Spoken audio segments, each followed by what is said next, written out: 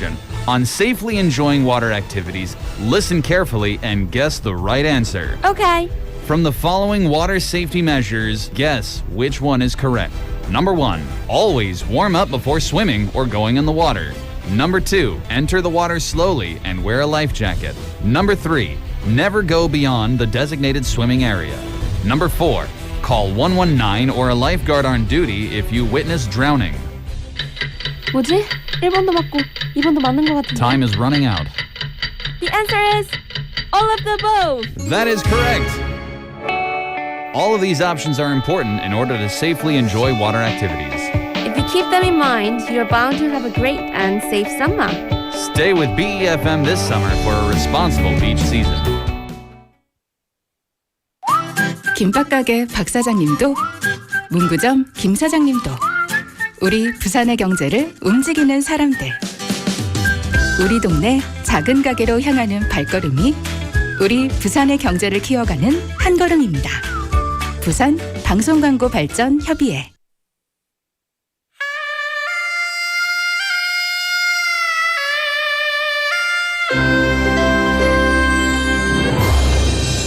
The time is now 7 o'clock.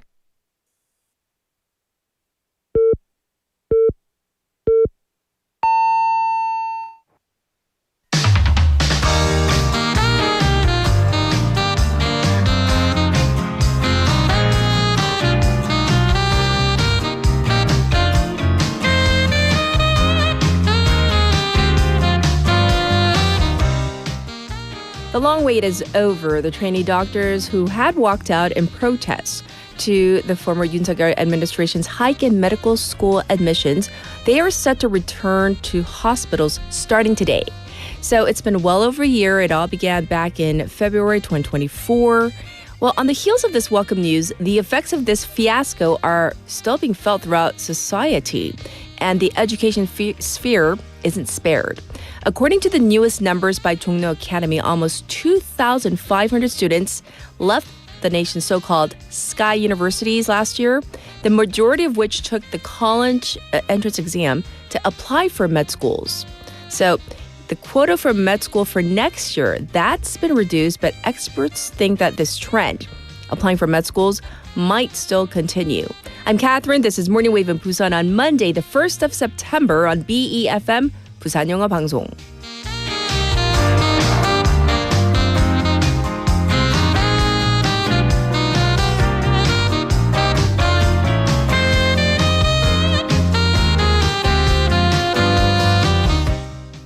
Good morning, Wavers. Welcome to the program. Can you believe it is the 1st of September? And especially for those families where kids are going back to school, congratulations. You made it. All the parents out there. Yes, fully back in school for most schools starting today. So it's a new month. And in politics, this gets the country closer to the next election. The country is about 8 months away from the local elections, and debate over major issues is heating up. In Busan, that is definitely the relocation of the Ministry of Oceans and Fisheries. So the debate started on August 12th when the government and the Democratic Party introduced special legislation on supporting the relocation of institutes for the maritime capital of Busan. It sets out ways to provide funding for the ministry's relocation, lowering rent for national and public property, and providing support for the employees' relocation. The Busan's People Power Party lawmakers, however, criticized this bill as only going halfway. They called for not only providing support for the move, but boosting the function and the status of the Oceans and Fisheries Ministry. The PPP pushed for a bill introduced by one of their own and endorsed by the Busan PPP lawmakers, which calls for providing support to foster Busan as a true maritime capital. But there may be a split even within the PPP, as the party's new chair, Jang Dong-hyuk, came out in opposition of the relocation of the ministry. So Jang, upon winning the chairmanship last month, reiterated the position that relocating the ministry was a shallow political move, shaking up the political scene. So the local PPP lawmakers, they tried to put out the fire, prompting Chang to take a step back and support the relocation. You know, I think this just goes to show you that this is still a very contentious political issue, which may heat up as we approach next year's local elections. All right, later on the program, we're going to be talking about 빵, bread. So, simple question for a text topic. Are you ready? What's your favorite bread or pastry?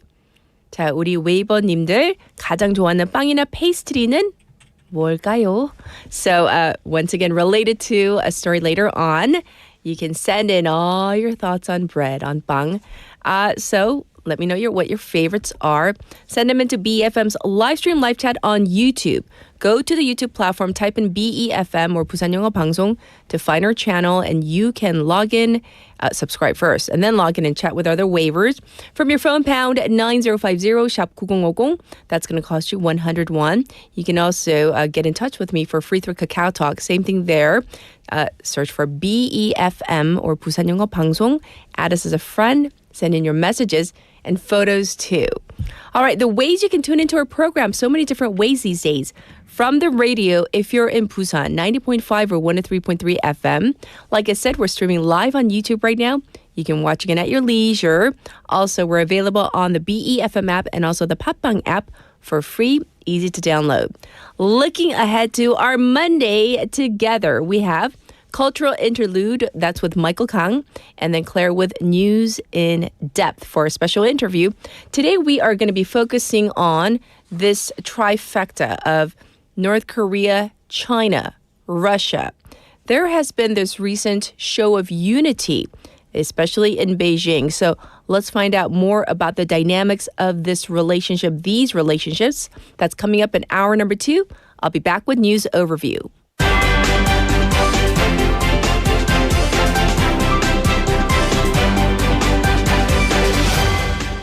It's now 7:05 and this is News Overview.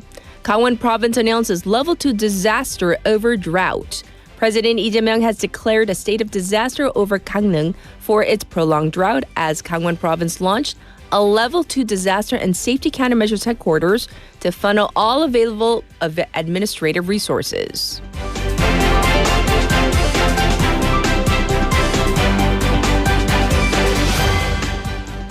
Trainee doctors to return to work this week. The trainee doctors who left their work sites in protest of the previous government's medical school quota expansion will return to work today, raising the hopes of a medical normalization.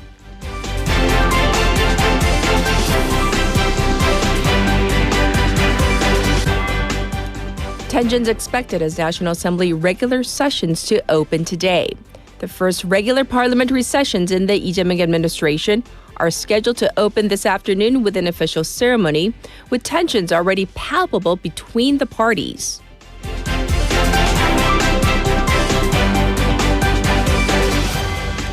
China sets sight on diplomatic super week. Chinese President Xi Jinping is gearing up support from heads of state at the Shanghai Cooperation Organization, or SCO, in Tianjin, with North Korean Chairman Kim Jong-un set to attend a military parade in Beijing.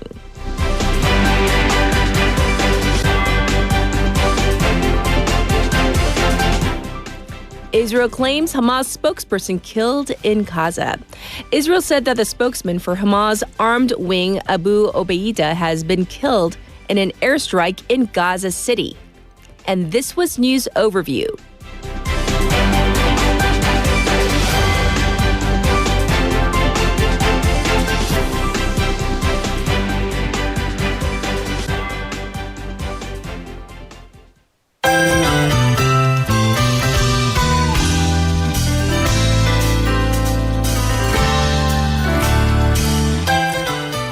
It's time for Now in Busan. We have Sejin in the studio. Let's say hi first. Happy Monday. Morning. Yes, I hope you had a good weekend. I had just a bit sad because I'm not going to school anymore. Oh, yes, because you finished. Yeah. You're done. I want to go to school. You do? I do. Ah, you miss school. Yeah. I miss school too. So, if I had a choice, I would be in school all the time. But anyhow, let's begin with our text topic. Well, we all know you're a fan of the sandwich. However, in terms of the type of bread or pastries, do you have a favorite? I thought if this question is not for me, who else could it be for? Exactly. So yeah, I have affinity for baguette Ah, the baguette. or ciabatta or savory bread. So good. I love the crunchiness of the outside and the softness on the inside. And when you put a butter in the slice and then put a butter inside, and eat just one butter, and it's really good. Ah, so tasty, so yummy at 7:08 in the morning. Yes, we're all hungry. We're going to jump to our first story, though. So it is September 1st. So I'm guessing that the beaches in Busan are closed now? Yes, 6 of Busan's beaches closed yesterday, except Heundae. So officially, Songjeong, Songdo, Gwangalli, Dadepo, Ilgwang, and Imlang beaches were all closed at 6 p.m. as of yesterday. Yes, so you said except for Haeundae. So Haeundae is staying open a bit longer? Yes, it will stay open until September 14, with the heat now lasting well into September due to climate change. Haeundae district decided to keep it open for 2 more weeks ahead of time. I see. So any particular reason? Last year, the average water temperature at Haeundae Beach was actually warmer in September, 27.9 degrees, than in August, which was about 25.2 degrees. I see. So warmer waters. It makes sense. People still want to cool off. How many visitors have been this year, though? By August 28, Busan's 7 beaches had more than 20 million visitors this year. That's the first time in 3 years since 2022. Ah, that is massive. And then what comes with beaches and beach time and, something that is not so great are the jellyfish. So do we know about the jellyfish cases? I would have been sad if you didn't ask. 267 jellyfish sting cases were found across Busan's 7 beaches this season. Breaking it down, Haeundae had 64 cases, Songjeong 157, Gwangalli 8, Songdo 35, and Ilgwang 3. Ah, so is that more or less than last year? That's more than half fewer compared to last year, when there was 735 cases at the 7 beaches. Okay. What really stands out is Gwangalli. They put in jellyfish nets for the first time this year, and the number of stings were way down from 144 last year to just 8 this year. Oh, that's a huge improvement in the numbers. So do we know why the jellyfish numbers were lower overall? An official from the National Institute of Fisheries Science said some jellyfish are still showing up around Busan and port of East Coast, but overall it's only about 10% of what we saw last year. They usually come from China and trip into Korea, but because it's hard to study China's coastal environment, they don't really know why the numbers dropped this year. I see. Well, here's hoping that next year will be even better. All right. Sojin, I hear that there is a big debate over a closed school site near the Busan Pek Hospital. Well, Busan, people are now talking about what to do with old Juwon Elementary School site in Busanjin district, which shut down this March. One idea is to use it as a temporary parking lot. Okay. Busan City Office of Education has decided it will sell the land by public tender in the second half of next year after a review at the City Council. Yes, well, give us further details of this. So at first, the Education Office thought about reusing the site for education since it's right in the middle of the city. Right. But in the end, they go along with local calls to sell it. And right next door is Busan Pek Hospital. They kind of plan to buy the land. They want to use it, expand their emergency care facilities, and add more space for their medical and nursing schools. But it is still on the fence about joining the auction, since the land's evaluated price came out higher than they thought. I see. But people want to use it as a parking lot for now, correct? Exactly. Patient families and nearby residents filed a complaint to turn the site into a temporary parking lot instead of leaving it empty. I see. The reason for this is traffic jams. Cars heading to the hospital and residents' cars keep clogging up this area. Sometimes ambulances have been forced to drive against traffic near the hospital as they struggle to get around traffic. I see. That's quite dangerous. So what's the official stance? Can they actually use the land in this way? The Busanjin District Office did look into the idea because so many people are complaining about traffic. But right now it's on hold. One district official said that if they open the parking lot for free, it might be seen as an election law violation. And if they set it up as a public lot, they'll need to install things like CCTV, which would cost 200 to 300 million won. Yes. And since all of that would have been torn down once the land is sold, they found it not worth the money. Ah, I see. Well, thank you for letting us know about the what's going on with this particular plot of land. All right, what is next on the agenda for today? Ticket sales for the 30th Busan International Film Festival, or BFF, are about to start. Opening and closing ceremony tickets open at 2 p.m. on September 5th. Okay, so that's coming up right around the corner. What about other types of reservations? Yeah, from that day, tickets for open cinema outdoor screenings, midnight fashion shows, actors' house, and community beef events will also be available. For regular film screenings, bookings start at 2 p.m. on September 9th. Yes. On August 29th, the full screening timetable was released. Yes. So how can people actually book their seats? All bookings are online through the official BIF website. Most tickets are available online, but only leftovers and cancellations can be bought at the BIF box office. I see. Is there anything different from last year? Yes, new this year, an on-site counter will be set up for seniors over 65, people with disabilities, and anyone less comfortable with online booking. At the cinema center's outdoor square, they can buy tickets for screenings that day or for the first two shows of the next day. And their seats are limited, and this doesn't apply to opening or closing ceremonies. Yes. And so let's remind our listeners, when is BIF running? The 30th BIF runs September 17th to 26th in 해운대, featuring 328 invited films.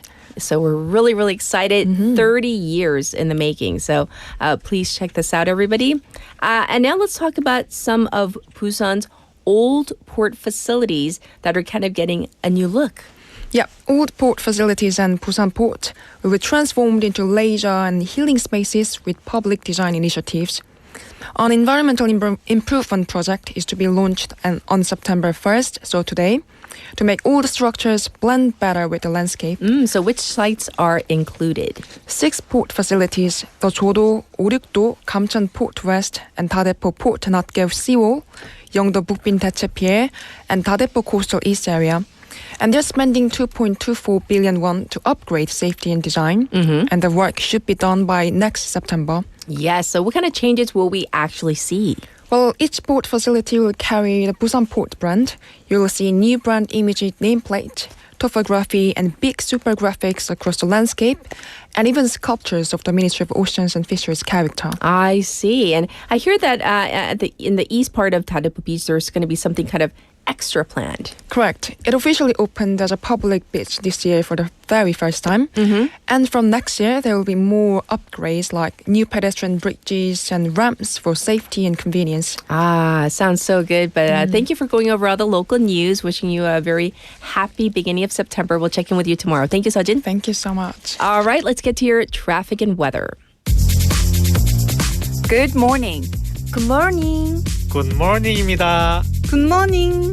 좋은 아침입니다. Morning wave in Busan. Morning wave in Busan. Morning wave in Busan. Major news, local buzz, and expert takes. It's all here on Morning Wave in Busan. Brighten up your morning commute with Morning Wave in Busan. Morning wave in Busan.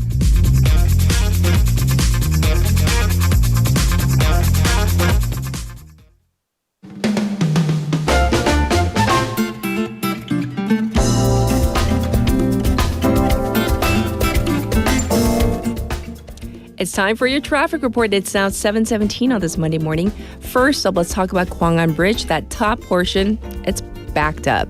Also, congested on Dongso Overpass from Hwangyong Ramp to the old Kaegum Toll Gate. And there is traffic on Bandakdero from Sukdeung to Deokcheon intersection. It's also slow going on Chungjangdero from pier number 5 to pier number 4. Currently, it's 26 degrees here in Busan. Sunny skies. The daytime high will go up to 31 today. There is a forecast for a little bit of rain later on in the morning and clouds in the afternoon to the evening. Busan City is under a special heat wave report, 폭염특보.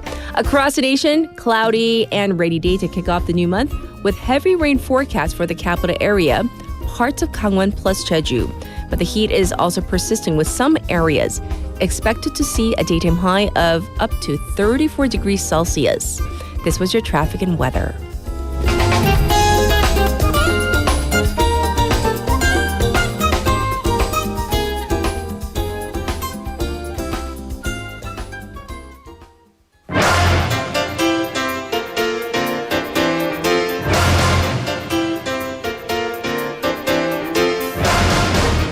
It's time for Top Stories. We have Haley joining us once again. It's Monday. Happy Good Monday. morning. Happy Monday. I hope you had a good weekend. I did. Uh-huh. Yeah. I met up with a friend, and my sister's back in town. Oh, so she yes. brought all, speaking of not bread, but speaking of treats, she brought all the treats from Germany. So I've been stuffing my face. Yeah. It's been great. Well, what's your favorite bread? Okay, so I don't discriminate against carbs of all form, but I know some people are bread purists, like 서진 baguette, like with just baguette. Croissants are great, but I like what Koreans call 장난친 빵. 빵에 장난쳐 놓은 거. Like you put cream in it. Like pizza bread is also like 장난친, so it's kind of like blasphemy. You put tomato sauce, sausages, and stuff on it. Yeah, I am a non-purist. Load it up. Yep.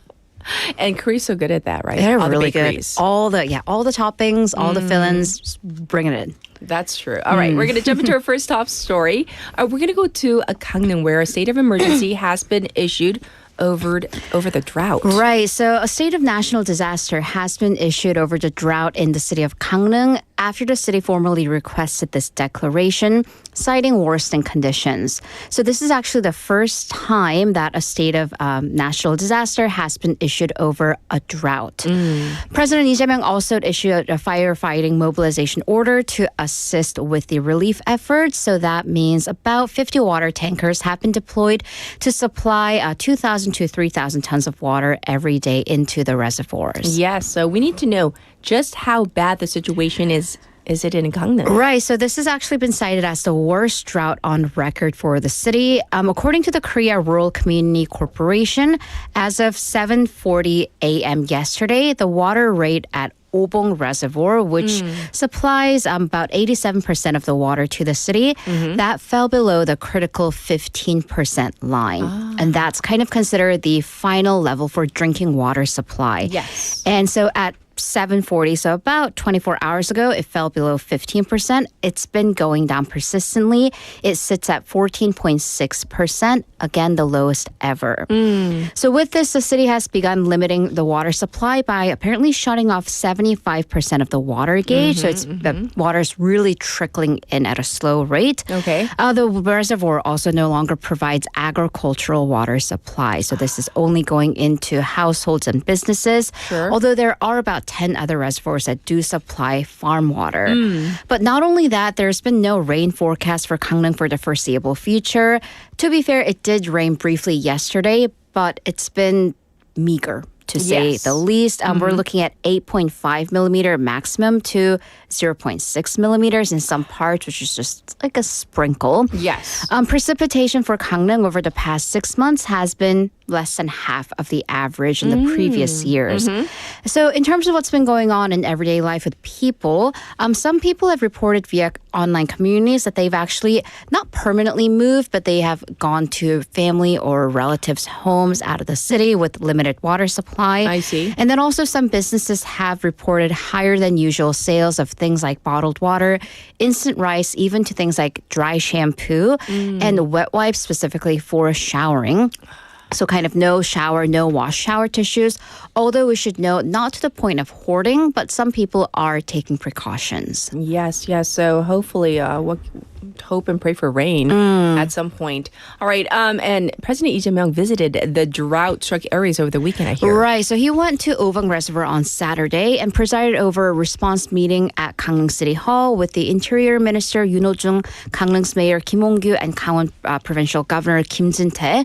And he called on the other local governments to donate drinking water and for the central government to come up with a long-term solution, including potentially filtering ocean water for usage, adding that South Korea is classified as a country that could ultimately face a water shortage in the long term, saying that the country should contemplate long-term climate change responses.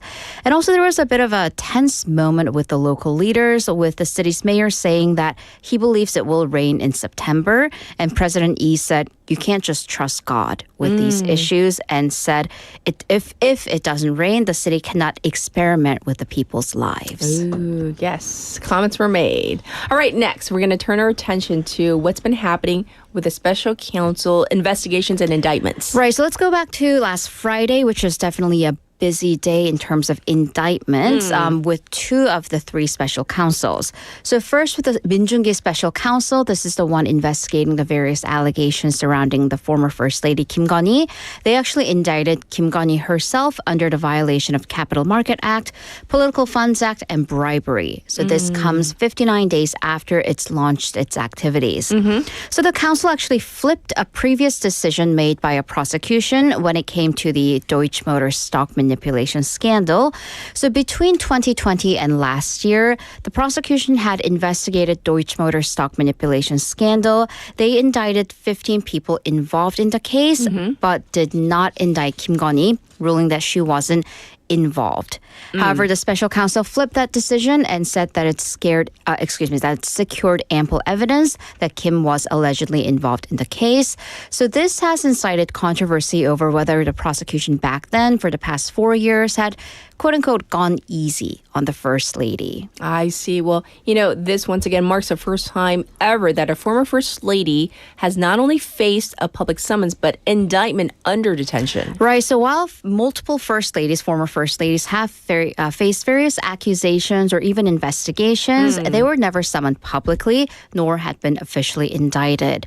And this also marks the first time in constitutional history that a former first couple both faced trial, as former President Yoon Suk-yeol is already standing trial for insurrection and abuse of authority charges. Yes, and keep in mind, though, listeners, that the indictment does not mean that the investigation is over. Right, and this goes to both for Yoon and Kim. The special counsel is entering round 2 of its investigations as it's wrapped up the Deutsche Motors scandal, the Myeongtae-gun and Shaman Konsin and Unification Church cases, more or less. And then now there are multiple bribery and favor allegations that Kim allegedly received high-end jewelry in exchange for personnel appointments, or at least influence in such. Yes. So the whole Van Cleef necklace, that whole debacle, this falls under such case as well, with from the president of Seoul Construction allegedly asking for favors regarding his son-in-law in exchange for the necklace.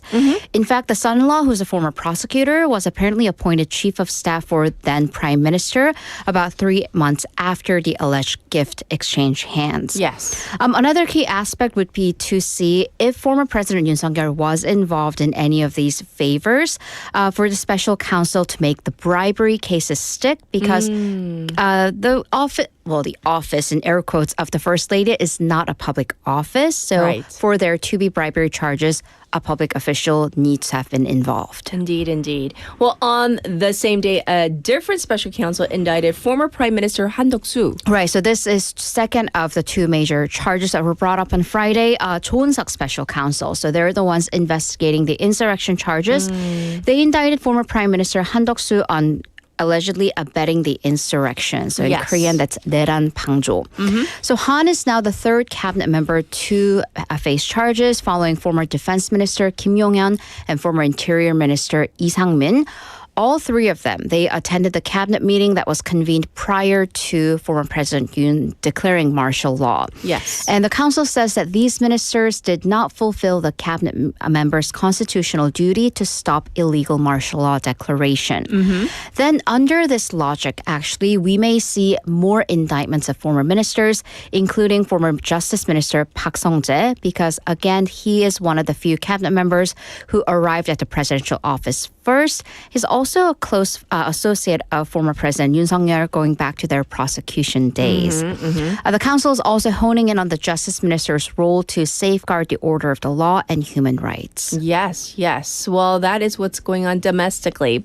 For our final story, we're going to go abroad and talk about the Prime Minister of Thailand, who has been officially ousted. Right, so this case has been going on for months and it has finally reached a conclusion. So we're talking about Thai Prime Minister, now former Prime Minister, Paetongtarn Shinawatra. She's been officially removed by the Thai Constitutional Court for an ethics violation over this very controversial phone call. Right. So to recap briefly, it was in a phone call with Cambodian Prime Minister Hun Sen over a bloody border conflict between the 2 nations, where she called Hun Sen, quote-unquote, uncle Yes. and blamed her own military commander.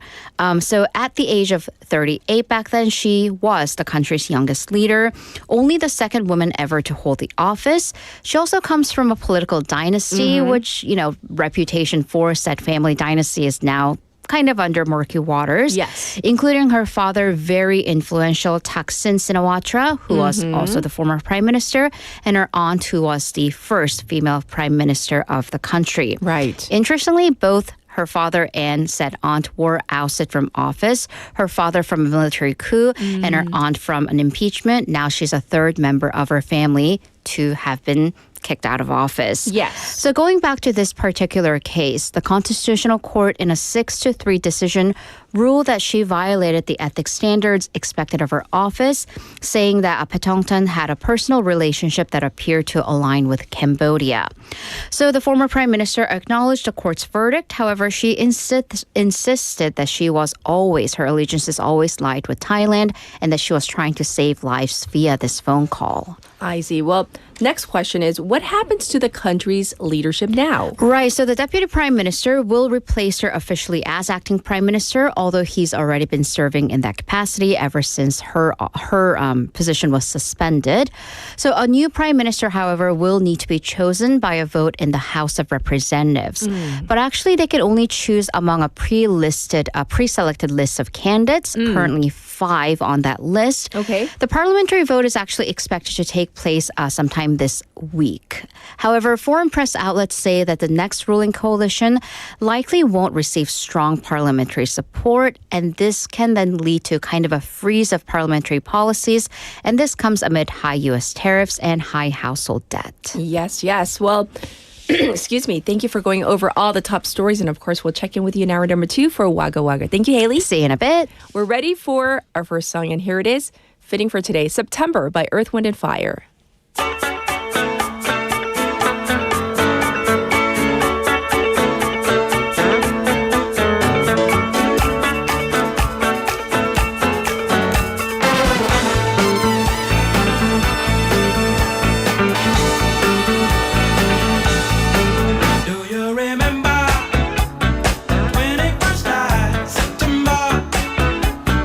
Changing the minds, tender while chasing the clouds.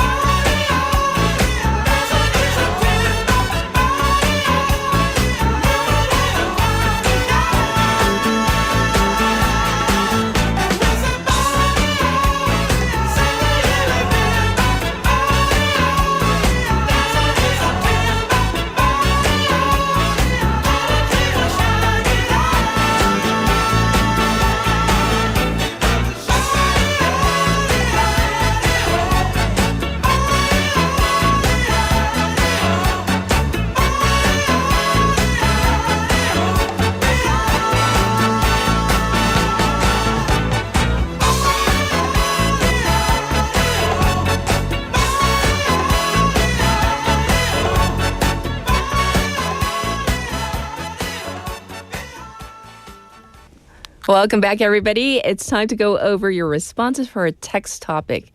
Yeah, it's 7:34 on an empty stomach with a bit of, I did have a cup of mixed coffee. So question today, what's your favorite type of bread or pastry? 싫어하는 거 찾는 게 더 빠를 것 같아요. For lots of people who love bread. First up, we have Benny on the board saying loaf bread. Ooh, and croissant. In Korean, is it kuroasang? Is that how you say it? Yes. With Chinli also chiming in saying love bread, meaning, I mean, what's there not to love? So there's many votes for the croissant. Also, English Wiki says fave bread, rye bread. In parentheses, the real European rye bread. For favorite pastry, they write cinnamon rolls, parentheses, the ones I used to have in Germany. Ooh, that sounds so good. All right, Benny says favorite pastry, he's going to go on a different tangent. Pancake, he says. Okay. It is made with 밀가루, right? Some side of. Tommy says loaf bread. Oh, 모나미 씨도 loaf bread, like 그냥 식빵을 얘기하시는 것 같은데, like a loaf of bread. Umberto, I haven't seen this in forever. Bear claws. 미국에는 bear claws 진짜 인기 있어요. It's like a type of kind of like donut shop kind of pastry bread, right? So that sounds so good as well. And I want to read this one. Again님, 드디어 초등 개학합니다. 야구보다 더 시급했던 개학. 축하드립니다. 축하. The first message I sent to on my messenger service today, this morning, was at like 6:30 to my entire family saying, happy semester, new semester. It's a brand new week, brand new month, brand new semester. So for all the students and the parents out there, wishing you nothing but the best. And then we're going to get to Michael and Cultural Interlude.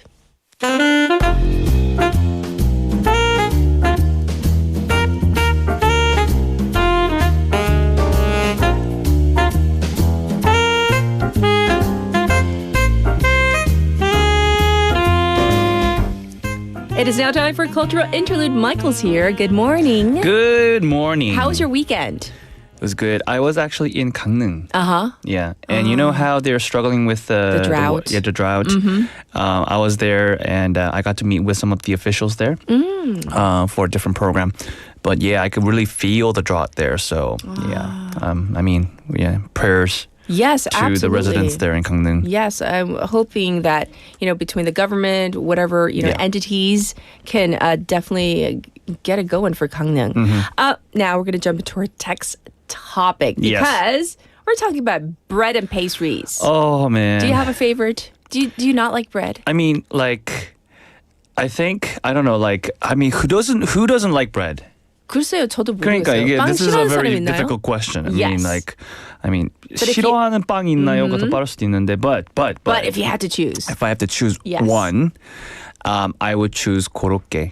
Oh, the spicy one, especially. The spicy one, because that's like amazing. It really kills you. Yeah.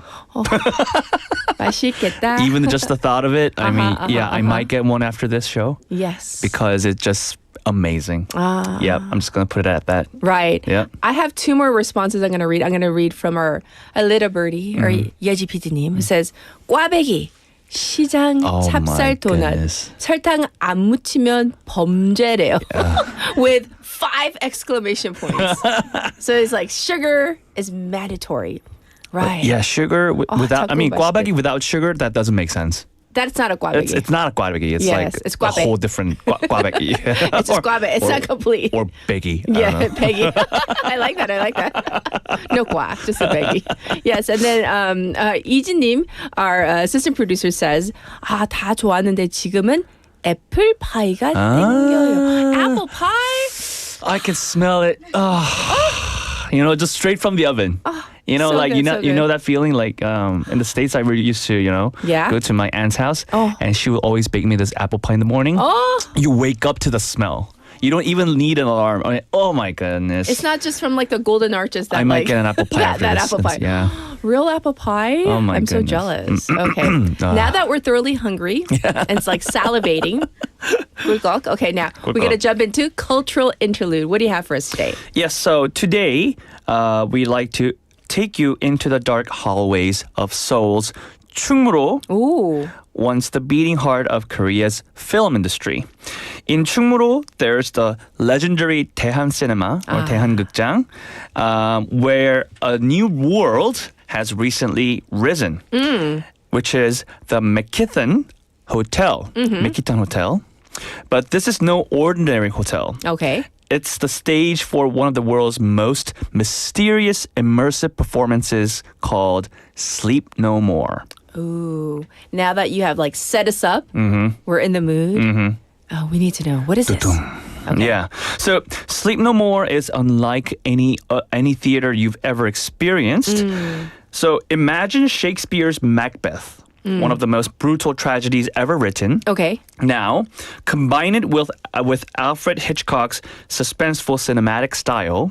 The result is Sleep No More. Oh. It was created in 2003 by the British company Punch Drunk, then staged in New York in 2011, Shanghai in 2016, and now finally Seoul since 2024. Yes. So recently I was able to watch the show myself.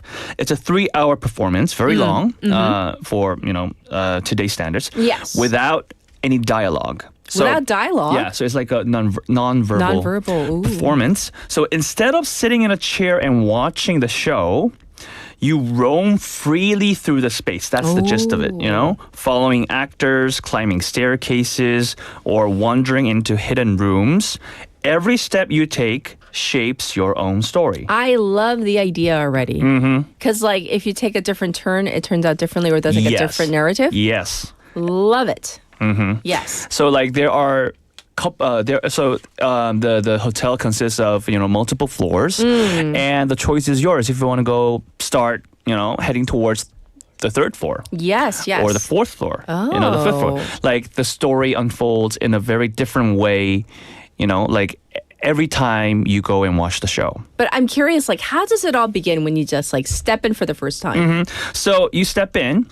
So I'm gonna be a little bit expressive now. So the moment the doors opened, Okay. so I get swallowed by this darkness in the beginning, right? So you can feel it. You can feel the darkness, right?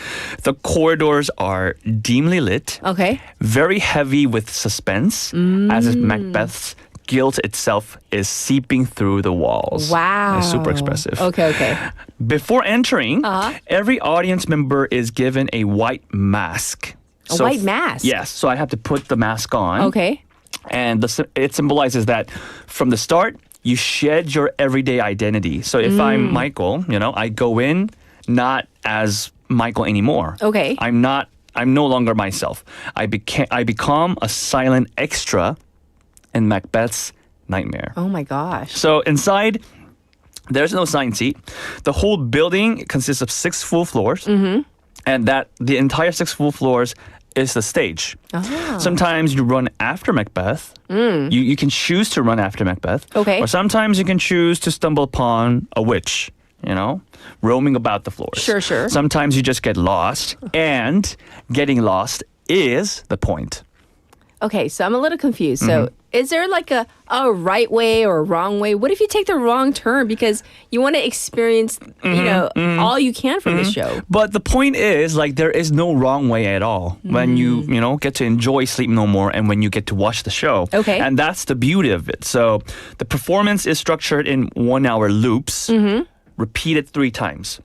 1 hour loops repeated 3 times. Okay. Yeah. So if you miss Macbeth murdering King Duncan the first time, Yes. you might be able to catch it the second time. Oh. Right? So you are given 3 opportunities Okay. to basically enjoy the full story. the full extent of the Yes. show. Okay. Or you could basically ignore Macbeth entirely and follow the witches. Who are Oh my basically like the gosh. sub-characters, But they have their own stories, which is amazing Okay, to okay. follow, right? So by the end, no 2 audience members share the same story. So it is love this. based, yeah. So Yes. this show is based on a story that's well known, Mm-hmm. but the show itself unfolds completely different way. So it comes as a completely new experience to the audience. Yes. So there are also the legendary one-on-one encounters. I think that's like this is like the highlight of the show. Okay. So at some point, one of the performers might pull you aside into a secret chamber and perform only for you. Really? You know, I never got this chance, Aw. so I might have to go it again. Again, okay. Yeah, but it could be a whispered confession, a ritual, or even a small gift. But it's all pure luck. You have to be lucky. It's like random. Exactly. Okay. Exactly. You can't plan for it. It's like winning the theatrical lottery. I love that. Winning the theatrical lottery. Getting pulled aside. Exactly. And they whisper a secret. Yeah, it's Okay, very okay. different from, any other ordinary theaters you might have experienced before. Right. So is this the only version in Seoul that you've seen, or have you seen other versions of it? I actually saw the original version in New York Ooh. many years ago. Okay. So, but they have a different name for the hotel. In New York, the hotel is called McKittrit Hotel. Okay. It was, basically life-changing. I mean, I came back to Korea, Uh-huh. and I was like basically telling everyone, have you seen this show? Because it was so good. Yeah, but we yeah. didn't have, the show in Korea back then. But Yes. now we do. So New York had unforgettable moments. The intimate dance between Macbeth and Lady Macbeth in their bedroom and the wild rave-like witch party scene. Okay. The energy was raw, shocking, and unforgettable. In Seoul, the McKithen Hotel is even bigger than the venues in New York or Shanghai. Oh. The building used to be, as I said, the Daehan Cinema, Daehan극장, which is the symbol of Korean film history. Yes. They renovated it for over a year, keeping the cinema's outer shell, but transforming the inside into a labyrinth of 1930s Scotland. Yes. So you wander through birch forests, secret chapels, even a baby's room that smells faintly of powder. Oh, really? Yeah, so Oh it's my like gosh. 40x. Love it. Every detail, including light, sound, and even scent, is designed to immerse you. Now I want to go. You have to. I mean, if you I guys, wanna go. I mean, all the waivers out there. If you ever get the chance to visit 충무로, in a near future, Yes. you must go and watch the show. Okay, so what were some really stand out moments for you? There were a lot. I'll have to tell you, but if I have to pick two of them, Yes. the first one was following the witch. So her solo dance is something that I cannot forget. Her body twisting unnaturally, her eyes flashing like a creature that's possessed. Wow. And at one point, the lights in the entire room changes with a flick of her hands. So it feels like black magic actually made real. That And- realistic. Yeah. Wow. And the second scene that I remember is, I once found myself in this ballroom and suddenly a young witch pulled me into a dance. Oh. Yeah. It's very awkward because, I come as an audience. Yes. Normally, right? Yes. To the theaters. But here I'm the extra. So I have to be a part of the show. So it was awkward, very clumsy, but also magical. Oh. Yeah. So for a few minutes, it wasn't theater anymore. It was my story. And I think that's the spell of Sleep No More. Wow. So you're not just watching something, you're kind of immersed and you're a part of it. Basically, yes. Yes. Yes. Okay. definitely. Okay. And so I'm sure some of our listeners might be wondering, how should you prepare if you want to go? So I think this is where I made the mistake. I went in there wearing flip-flops. Oh. And it was no good. So you need to wear more comfortable shoes. Like a sneaker. Sneakers or Okay. running shoes like that, right? So you'll be running, you'll be climbing, even, crouching sometimes. Oh. So you have to leave your bags and phones outside. Photography isn't allowed anyway. Okay, So okay. you'll have to leave them outside. And maybe bring a small analog watch. Okay. Because there are no clocks inside. And it's very hard to keep time. Oh my gosh. So like you don't know, like you don't realize that, oh my gosh, it's already like 2.5 hours past and I've only seen like a couple of scenes. That might happen. So you have to keep I guess you have to keep watching, looking at the watch. Yes. So without it, basically you lose all sense of time. Okay. And most importantly, don't try to see everything because you will not be able to do it anyways. So pick a character. Okay. Follow them. Okay. Or stay in one place and see what unfolds around you. The ticket price is actually pretty high, so you have to go prepared. Okay. So the ticket price is at least 19만 won, so 190,000 won. So some preparation definitely helps. So if you know Macbeth's story beforehand, you will recognize the key moments, and that will make it a lot easier for you to enjoy the show better. Sure. But I do have a question. Like, why 충무로? Why was this site, old Daehan Cinema, this venue chosen?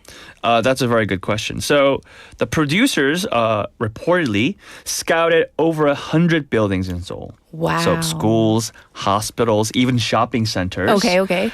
But nothing compared to Daehan Cinema. It was once the heart of Korea's film industry. Yes. And by transforming it into the McKithen Hotel, they kept its cultural symbolism alive while giving it a new theatrical life. Okay. And even the hotel's name carries meaning. Yes. It blends McKittrick from New York, McKinnon from Shanghai, Okay. and the Korean Han, as in Han River, representing both Korea and the deep cultural resonance of this project. So hence the McKithan Hotel. I get it. I Yes. get it. The name. So one final question.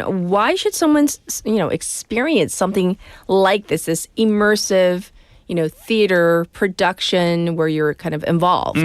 So it's, I guess, like first and foremost, like I've been, telling you this earlier, it's not just any other kind of theater. Sure. Right? It's basically, I think, a personal storytelling.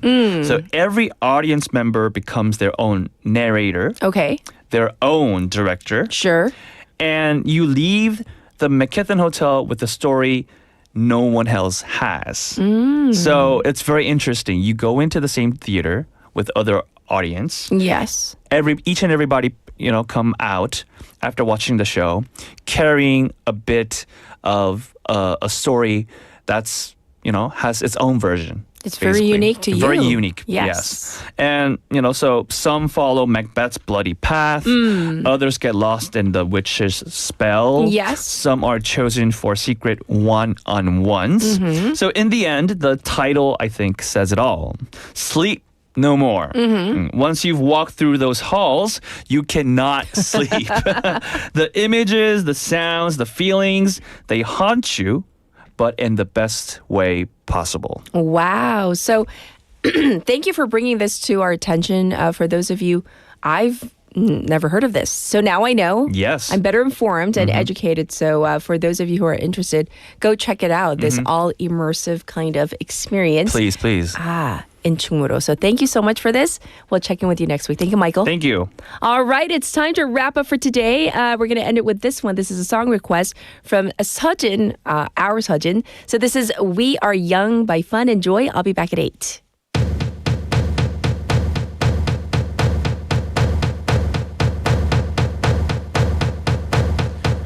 Give me a second, I need to get my story straight. My friends are in the bathroom getting higher than the Empire State. My lover, she is waiting for me just across the bar. My seat's been taken by some sunglasses asking about a scar. And I know I gave it to you months ago.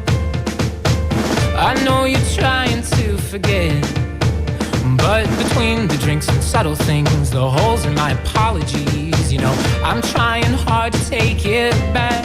So if by the time the bar closes and you feel like falling down, I'll carry you home tonight.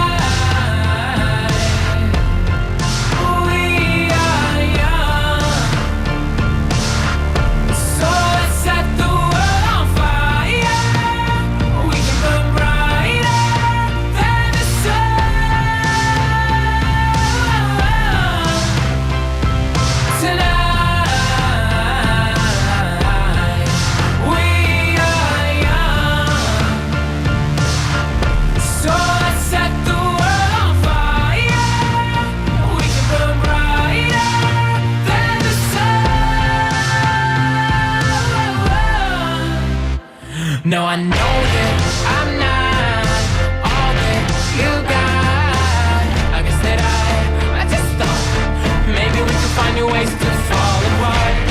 But our friends are back, so let's raise a toast. 'Cause I found someone to carry me home tonight. We are young, so let's set the world on fire. We can burn brighter than the sun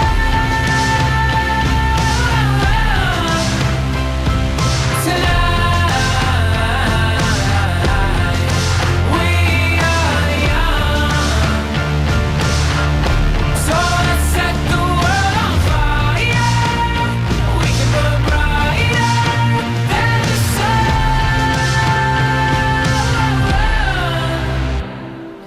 Counting on tonight, just counting on tonight, counting on tonight, just counting on tonight. The moon is on my side, I have no reason to run.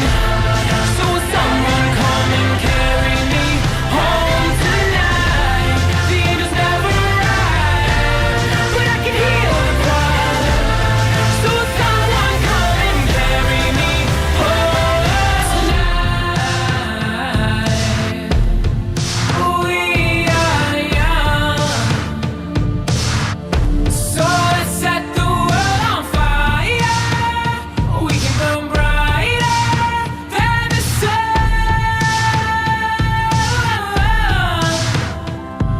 tonight. We are young.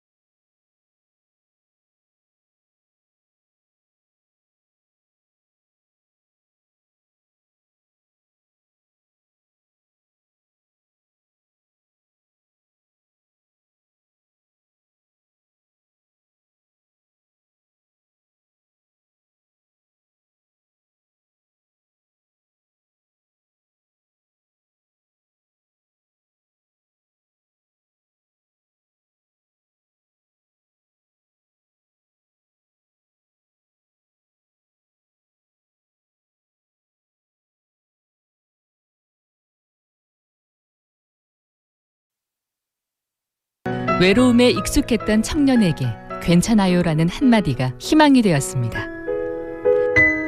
돌봄을 받는 이도 돌보는 이도 더 행복할 수 있도록 보이지 않는 곳까지 살피는 따뜻한 마음, 부산 시민 모두가 행복한 도시를 만듭니다.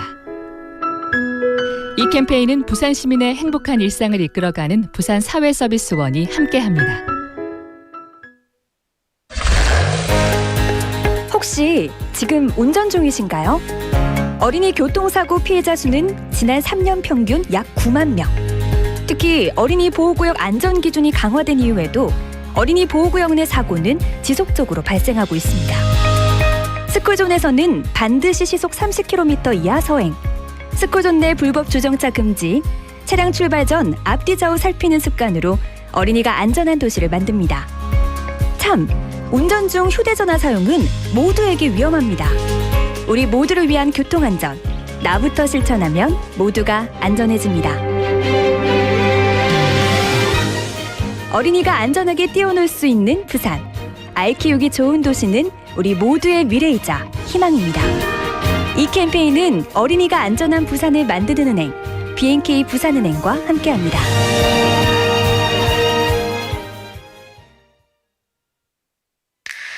Welcome to Busan.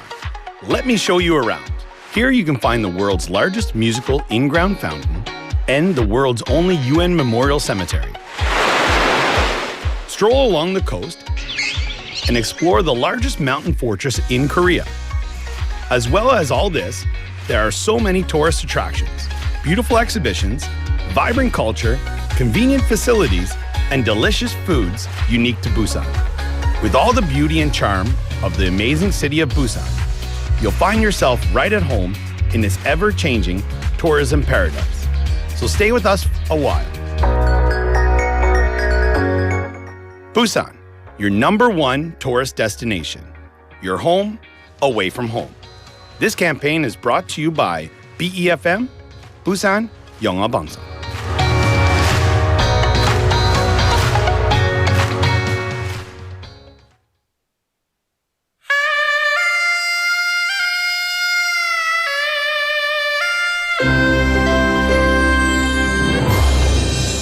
The time is now 8 o'clock.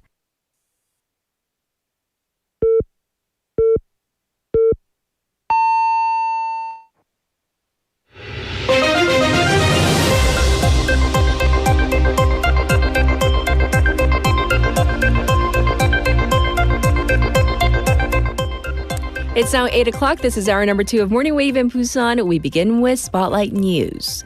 Gangwon Province announces level 2 disaster over drought.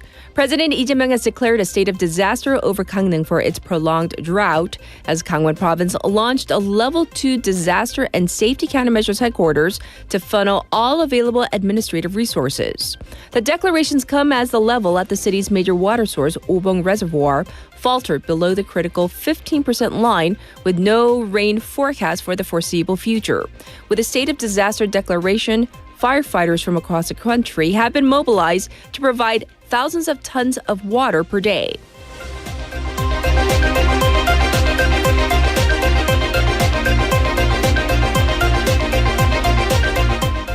Trainee doctors to return to work this week. The trainee doctors who left their work sites in protest of the previous government's medical school quota expansion will return to work today, raising hopes of a medical normalization.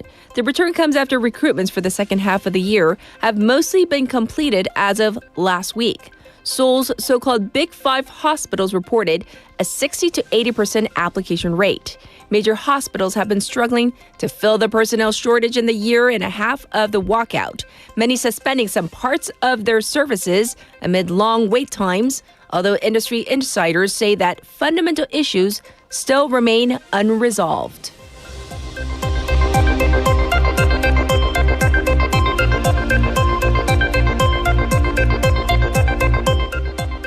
Tensions expected as National Assembly regular sessions to open today.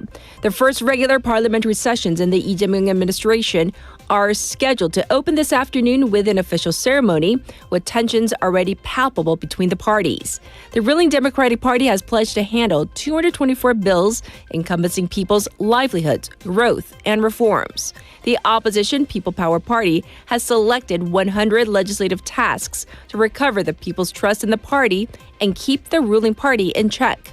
The parties are expected to clash over the confirmation hearings for the Education and Gender Equality Ministers, as well as the head of the Financial Services Commission.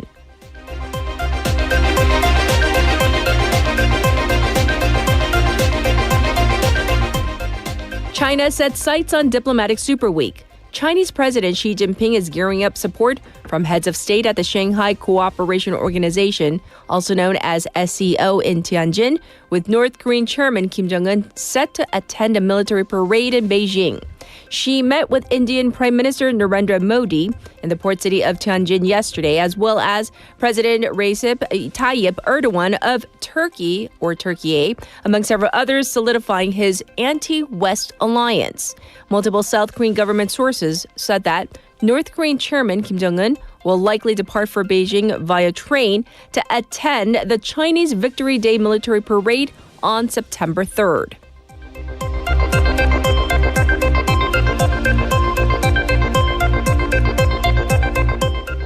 Israel claims Hamas spokesperson killed in Gaza. Israel said that the spokesman for Hamas armed wing, Abu Obeida, has been killed in an airstrike in Gaza City. Hamas has not confirmed his death. The Palestinian armed group earlier said dozens of civilians were killed and injured in the Israeli strikes on a residential building in the district. Israel's defense minister also warned that many more of Obeida's criminal partners will be targeted as its military intensifies the campaign in Gaza under the plans to seize control of the city. This was Spotlight News.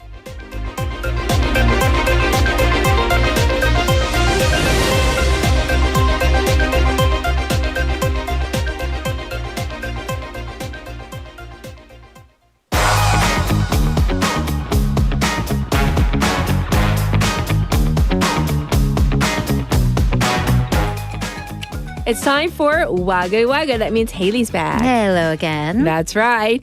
Well, for our first story, the latest numbers show that women in South Korea, on average, still make much less than men. Right. So the South Korean gender wage gap is actually still the biggest out of all OECD nations. So this is according to a report by the Korean Women's Development Institute.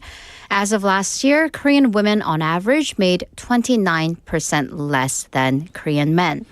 The gap was actually 2.6 times the OECD average of 11.3%. A little bit of good news. The rate of decrease for this gender wage gap in South Korea has been going up at a bigger rate, so that figure has been decreasing more quickly than the OECD average by about 3 times. Okay.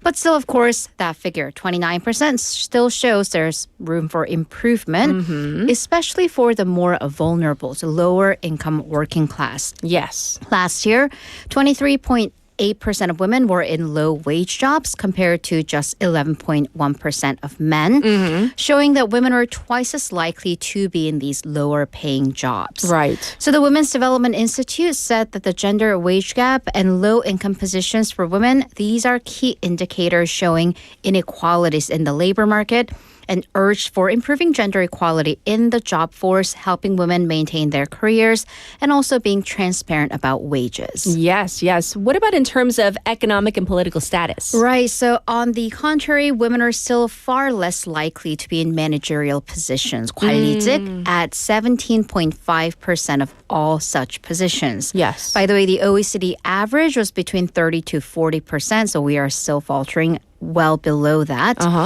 This was also true of political leadership, not just in businesses, because this year, 20% of all National Assembly representatives were women. But which is, 1 in 5. But then let's look at Mexico at half. So it's a very gender equal. Okay. Iceland at 46% and Finland at 45.5%. So the Institute said that this lower female representation in managerial positions and also in elected office, these show limits to Korean society's gender equality structure overall. I see. So that's what's happening with, a snapshot of gender, like men, the glass women. ceiling. Yes. Right.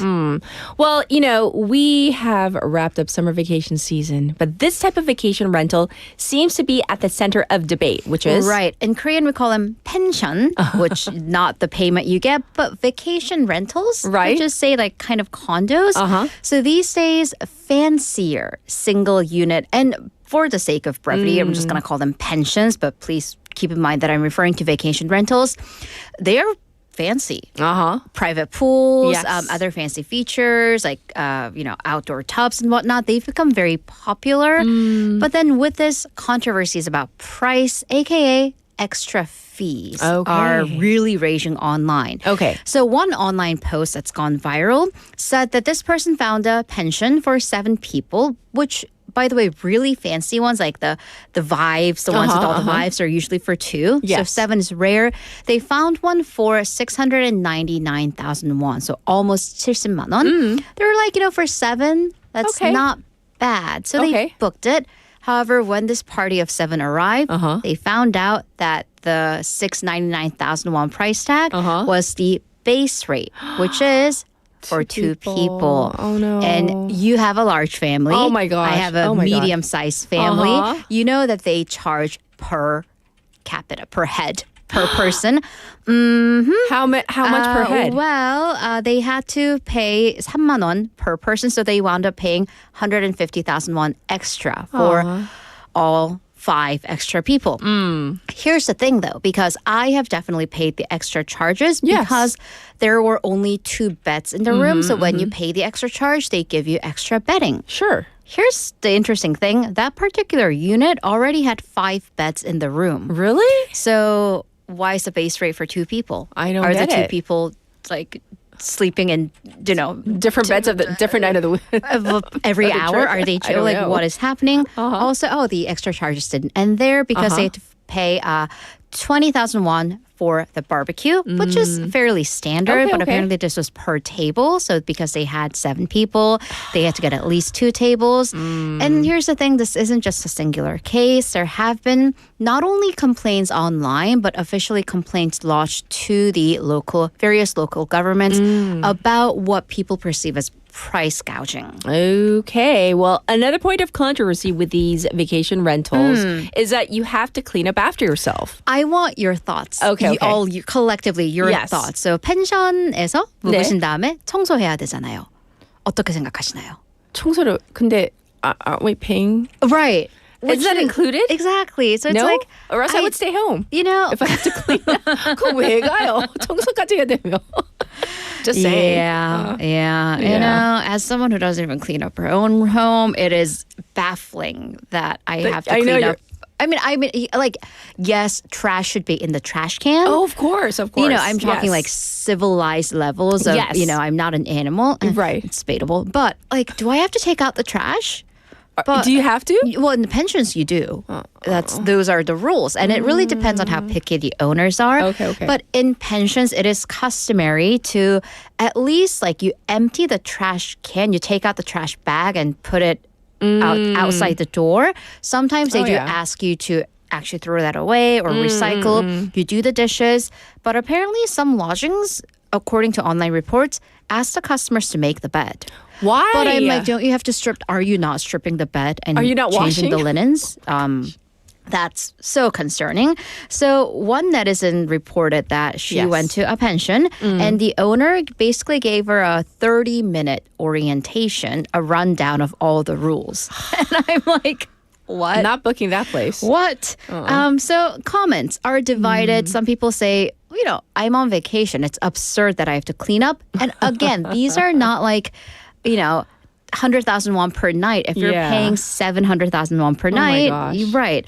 Other people say, well, you know, take out your own trash. It just seems like basic manners. So yeah, waivers, I want your thoughts on this. Oh, we have thoughts. Drift Monkey saying, I had to separate all trash in the Airbnb things I stayed at. That was so hard to get used to. But I mean, I do get it. You're staying at someone's, you know, rental home, right? Peeling labels off, plastic wrappers, food waste. 어려워요. It is hard. Right. And in New Zealand, he's like, all the trash goes in the trash bin. So there well, was not that's separating cultural. it. Yeah. And then Umberto, big no, if I'm going on vacation, I am not doing house chores. That's why I'll go to a hotel. Right, and that's what Souvenir Lim says. Well, with pensions, it's kind of it's a luck of the draw, 복불복. So he prefers resorts or hotels. Yes. By the way, in terms of the legality, it's in the gray area. Experts say that there are no laws that cover this specific cleanup after yourself issue under either the Tourism Promotion Act or the Public Sanitation Act. So this is more of a social norm issue. Well, interesting. Well, we're going to get to another point of controversy. We're going to move from the pensions, the rentals, to bread and just how expensive they are. And they are expensive. I think, was it TJ Nim who said 소금빵, like the salt bread? Yes. It's like 3,000원, 4,000원, $3-4 per bread. And they're not big. They're like the size of your my hand.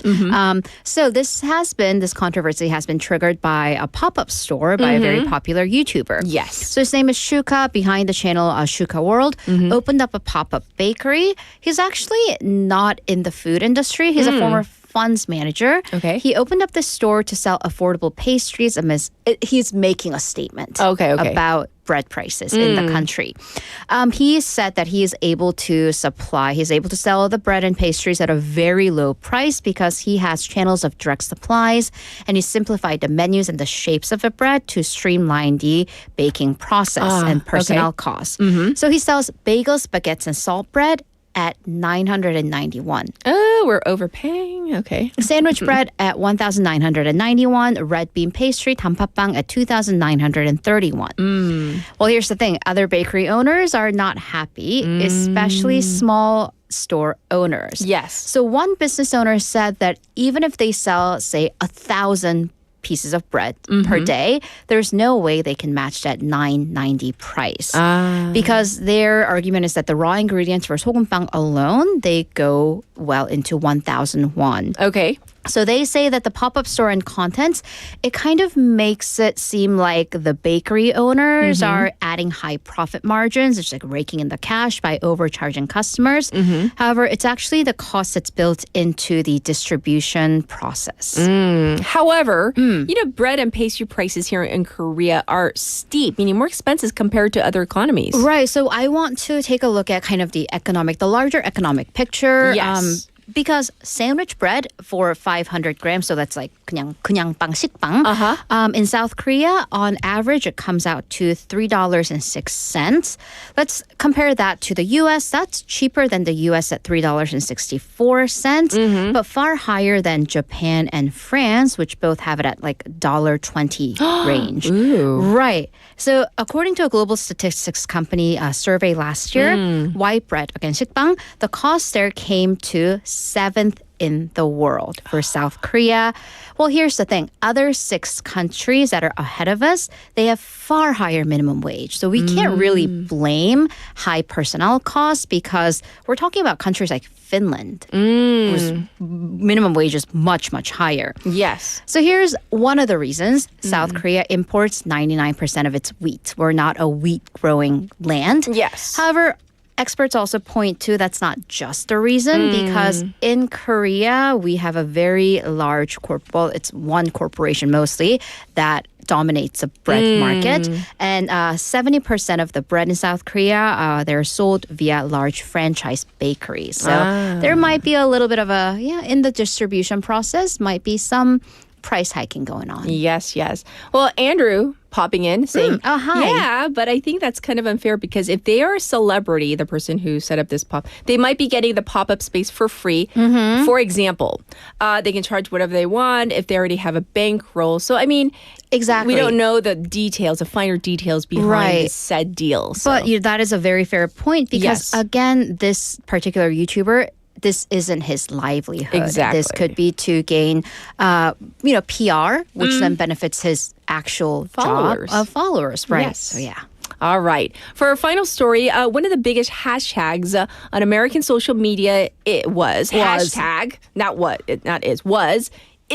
Trump dead? That was the trending hashtag. I was I couldn't get away from this hashtag. Like, what was going on? Right. Yes. So to answer that no, he's alive. Well and alive. He's well and alive. But there was a bizarre period of about 2 to 3 days where this trending hashtag Trump is dead or where is Trump was all over the place on places like X, Threads, Instagram, Friday and Saturday local time.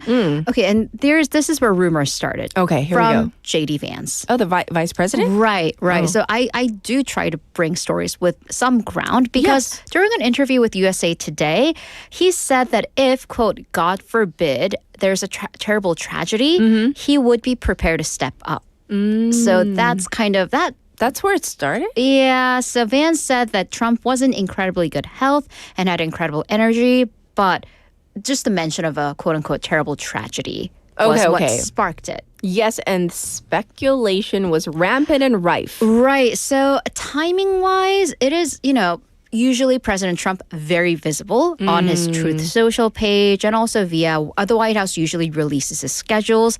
He actually didn't make any public appearances since Tuesday's cabinet meeting. And his social media page was unusually quiet. Okay.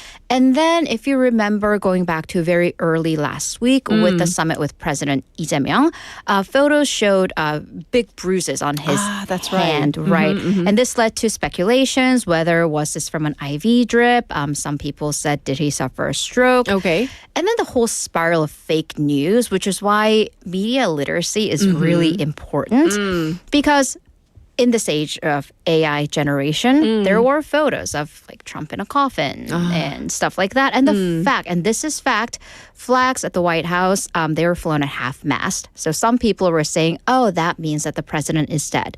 That is, of course, fake news because that was to honor, or that was to mark the school shooting in Minneapolis. That's right. By the way, Trump is, of course, now the oldest president to be sworn in.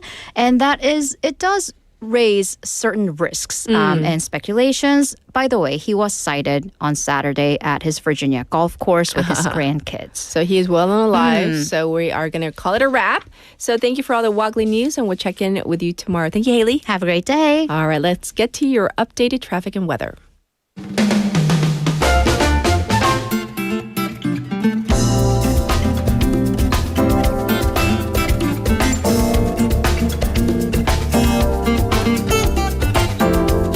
It's time for your traffic update. There is an accident on the Namhae Expressway going towards Suncheon, and there is congestion from the Dong-Kimhae interchange. Two more accidents to report on. First up, Lino Samsungdaero toward Doksan, a three-way collision on Shinho Bridge. And lastly, an accident on Baegang-daero right in front of the Bukbu Labor Office. So please be aware of these three areas. Also congestion on Pyeongno around the Wondong ramp in both directions. Currently, it is 28 degrees Celsius under sunny skies here in Busan. It's expected to go up to 31 today. Brief rain forecast for later in the morning, plus clouds in the afternoon going into the evening. Busan City is under a special heat wave report, 폭염특보. Across the country, cloudy and rainy to kick off the new month with heavy rain forecast for the capital area, parts of Gangwon and Jeju. However, in some areas, the heat is going up to 34 degrees. This was your traffic and weather.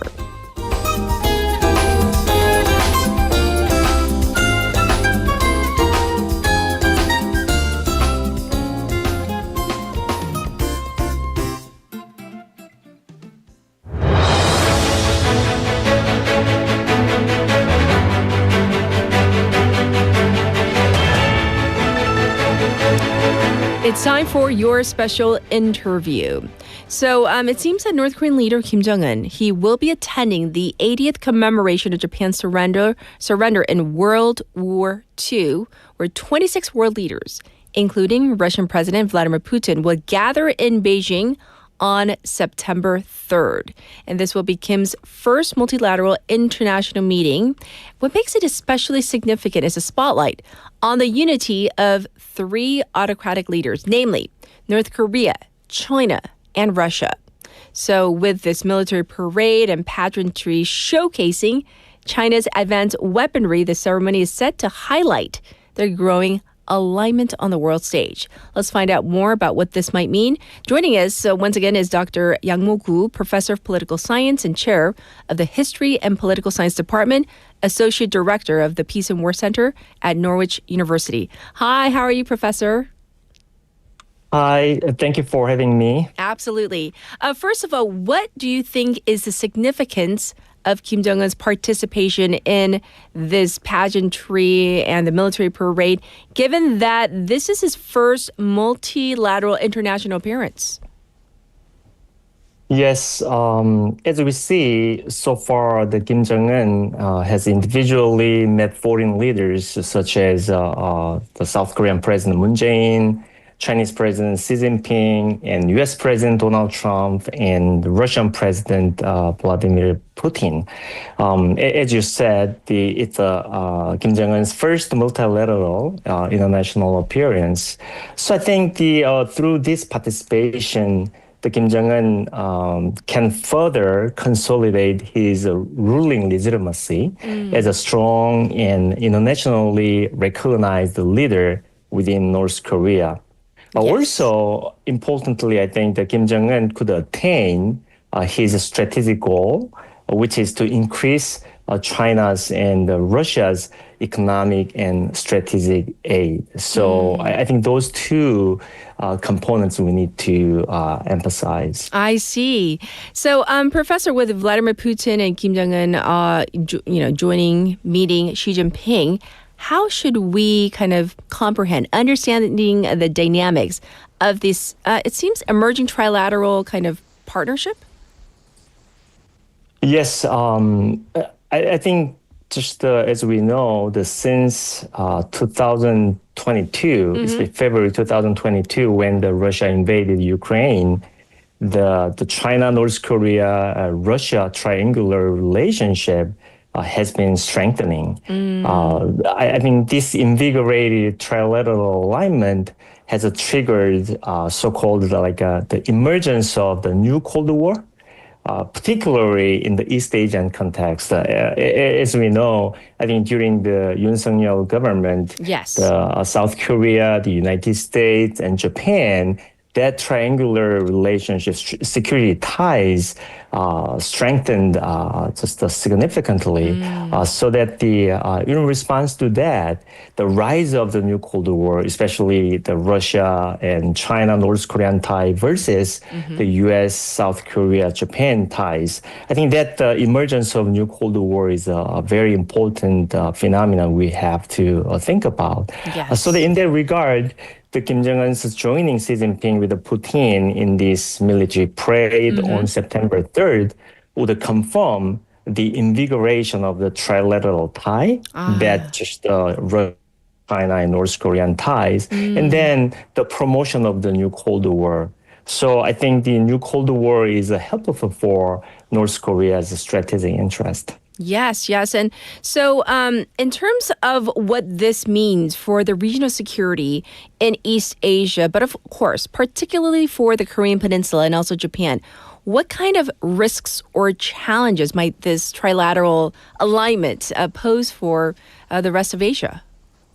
Yes, just as we know, especially in addressing the North Korean topic, the resolution of North Korean nuclear and missile problem has been significantly challenging, not only to the South Korea and Japan, but also to the entire international community. So that the strengthening of the China, North Korea, Russia strategic ties could make it much harder for the global community to deal with the North Korean nuclear and missile problems. We can think like Pyongyang would have more room for continual development of nuclear missile capabilities.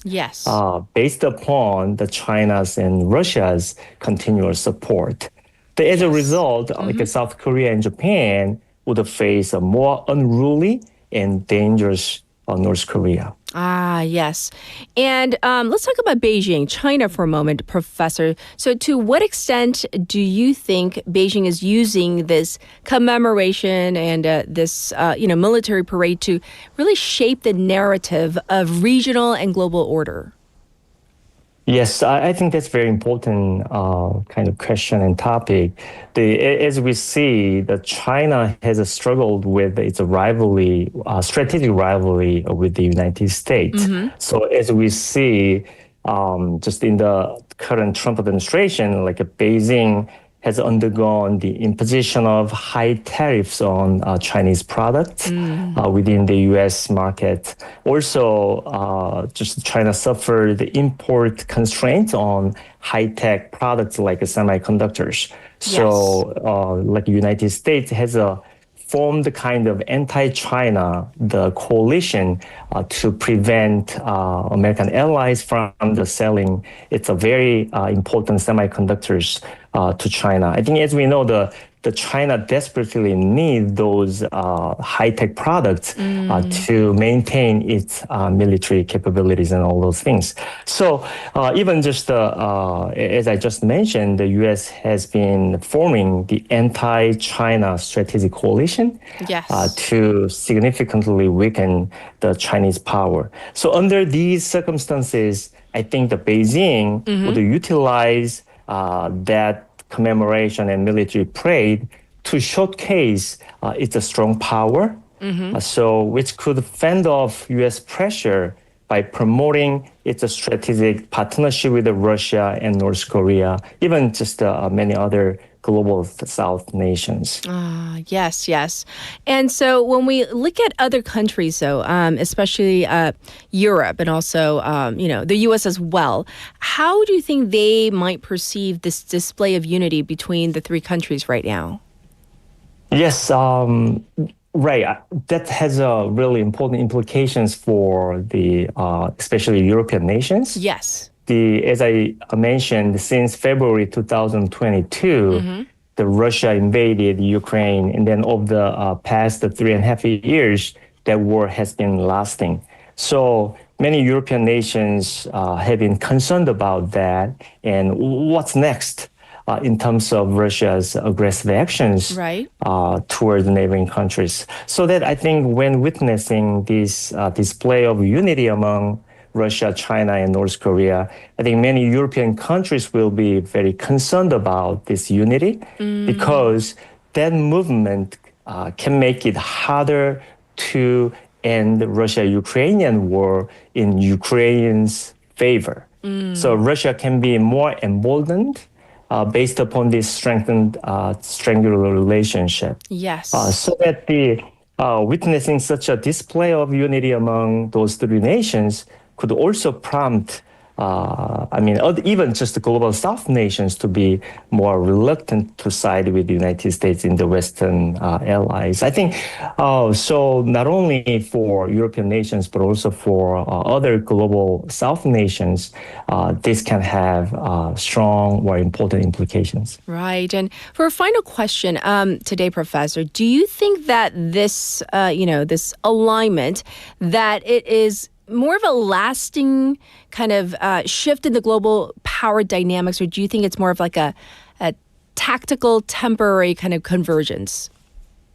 Yes, I think in my opinion, this signifies a lasting shift in global power dynamics. As I just mentioned, the invigoration of new Cold War, especially in the East Asian context. As I said, the North Korea, China, and Russia triangular relationship versus the U.S., Japan, and South Korea triangular ties. Yes. So in the current global security environment, China and North Korea need each other to achieve their strategic goals.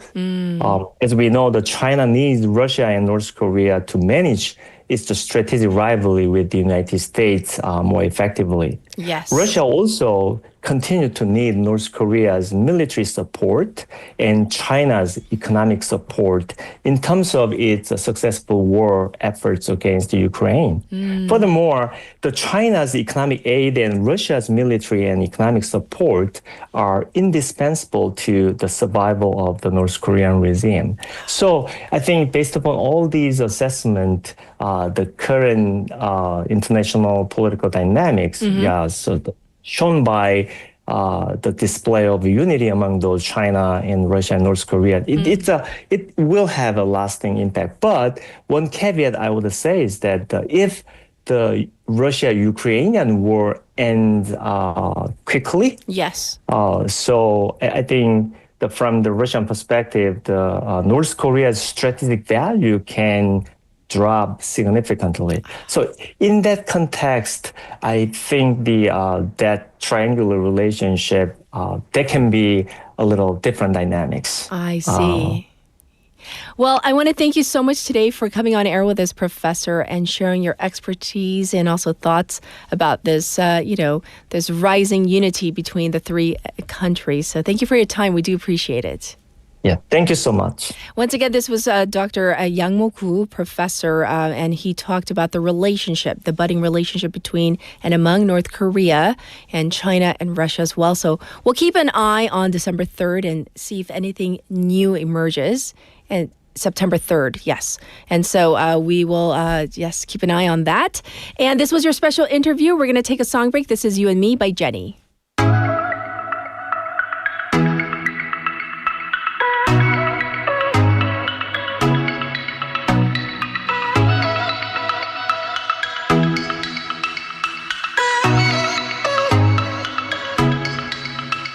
You know I gotcha. You know that I got you like that. Ain't nobody gonna have your back like the way I do. Love it, just say you do. You know you got me. Everything you do, everything you did, everything I wish I was with makes me feel alright. I'm just saying so. I really like it. Nothing in the world can make me feel the way you do the things you do. I really like it. Nothing in the world can make me feel the way you do the things you do. I love you and me, dancing in the moonlight. Nobody can see. It's just you and me tonight. I love you and me, dancing in the moonlight. Nobody can see. It's just you and me tonight. Look at you, now look at me. Are you ever gonna find someone like this? Look at you, now look at me. Are you ever gonna find someone like this? You're the reason my heart skips, drops. Just a little touch, my world stops. Finally I know that you're mine. I don't wanna fall, don't wanna play this game of love. Oh, there's nowhere to hide. I really like it. Nothing in the world can make me feel the way you do the things you do. I really like it. Nothing in the world can make me feel the way you do the things you do. I love you and me, dancing in the moonlight. Nobody can see. It's just you and me tonight. I love you and me, dancing in the moonlight. Nobody can see. It's just you and me tonight. Look at you, now look at me. Are you ever gonna find someone like this? Look at you, now look at me. Are you ever gonna find someone like this? Ever gonna find someone like this? I don't care about your first love. This should be your last one. Nothing like your last one. You look better on me, that's fashion. Won't block your shots, lights, camera, action. Never been a love me or a love me not thing. Every pedal better tell him better not change. I love you, I love me a lot. Wait, which one I love better? Better off not saying.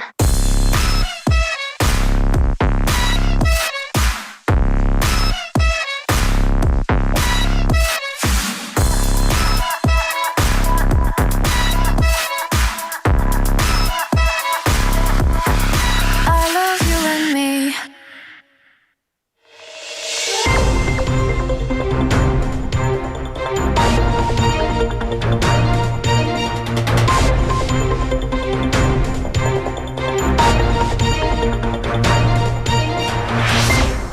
It's time for News in Depth for this Monday morning. We have Claire, our BFM newscaster, in the studio. Good morning. Good morning. Yes, so we're going to dive into our first bit of news. You know, when we talk about a national budget, Claire, the figures, they sound like really huge. Yes. Kind of distant from us, right? Because we're talking like a billion, sometimes trillions of won going to highways or defense. But this year, there have been some items that touch like kind of everyday life more so than before, more directly, right? Exactly.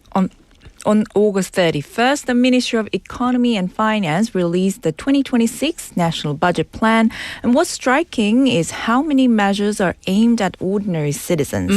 It's less about abstract mega projects and more about preventing accidents, lowering food costs, and easing family burdens. Yes, so let's begin with safety, since that's something people really feel on a personal level. Right. One example is funding to prevent sudden acceleration accidents among older drivers. Okay. The government is setting aside 500 million to roll out what's called a pedal misapplication prevention device.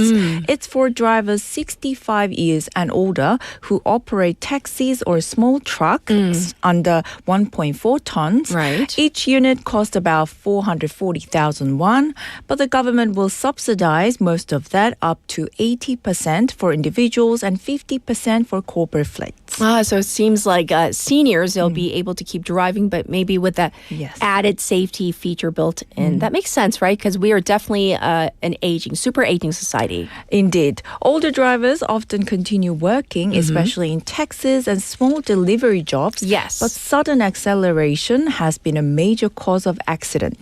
This device can literally mean the difference between a close call and a tragedy. Yes, and not just for the driver, for people out there as well, other Yes. people.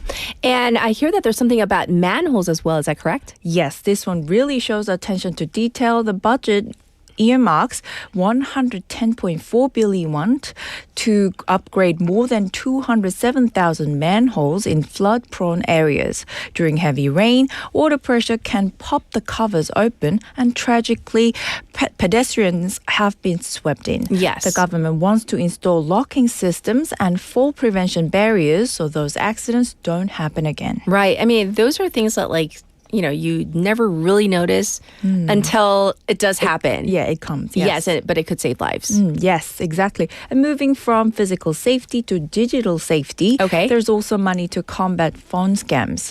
The budget sets aside 860 million won for a verified caller ID system.